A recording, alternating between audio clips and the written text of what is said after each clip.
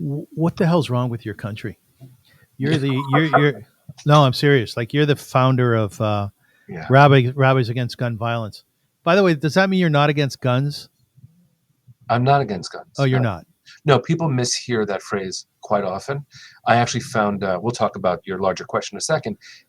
I get brought into lots of different places to do talks about this. One of them recently was Lancaster, Pennsylvania, which is a really big gun country. Like it's also an area, Amish. It's Amish. Yeah, that's where the Amish, there's a big Amish community there. And there were like billboards with like gun trade shows of like 2,000 guns, 2,000 tables. So I realized like if I go in and I do my usual talk, which is usually entitled, Jewish tradition and American gun violence, I'm probably not going to get people. Certainly, if they do come in and they think they disagree, they're not going to be listening to nuance. Yeah, right. They're going to be reacting. So I retitled it "The Judaism and the Ethics of Weaponry." Okay. And more people came, and there is a huge amount wrong with America. You should, push the question further. But no, I'm not against guns because Judaism affirms the right to self-defense when necessary. There is a Jewish ethic to the use of weapons. Mm-hmm. That doesn't mean, and should never mean, worship of them. I don't know if you ever have the luxury or the ability to go outside of your Americanism. But we here in Canada, we think you guys are freaking nuts. Yeah, you're right. Like we go on the news and there is another massacre of 5-year-olds. Menachem Creditor, I embrace you as a friend, but I have to tell you something. We here in Canada, we don't get it. How are you killing kids? Yeah. You shouldn't get it. Why should you get it? Right. What is there to understand? What's going on there? Like what's happening in the mind?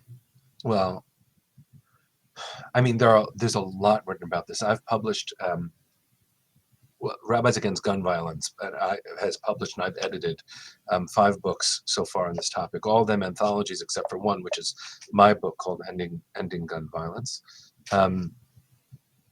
It's a lot of intersecting issues. I can name some of them. The idea that the United States is one thing is itself a myth. Mm-hmm. That America is one idea or even one interwoven society, it's never been true. The Civil War in the late 1800s is called the Civil War by the North, by the winning side's telling of history. But in the American South, where my parents moved once I got to college, they went to Richmond, Virginia, Mm-hmm. which was the seat of the Confederacy. It's called the War of Northern Aggression. Oh. And so there are some very basic misconceptions of America that won't make it make sense all of a sudden. This is not sane. What also goes into it is the determination to only see glory in the past. And so when you raise up the founding fathers, the architects of the Constitution and Declaration of Independence, to the status of demigods, then their works are infallible and you treat what they wrote like scripture. When you do that, then the Second Amendment has author's intent and heavenly commanding force. Mm-hmm. So it doesn't make a difference. Some people do this to Torah too, as if the Torah hasn't been re-understood throughout the generations, yes, reapplied.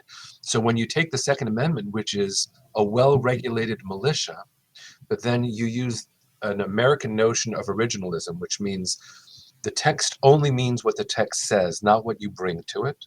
In Hebrew, we call that pshat, not drash, right? Then whatever the Supreme Court says about that clause in the amendment, the Second Amendment, has God's force to it and shall not be, right? You can't take away the right to bear arms.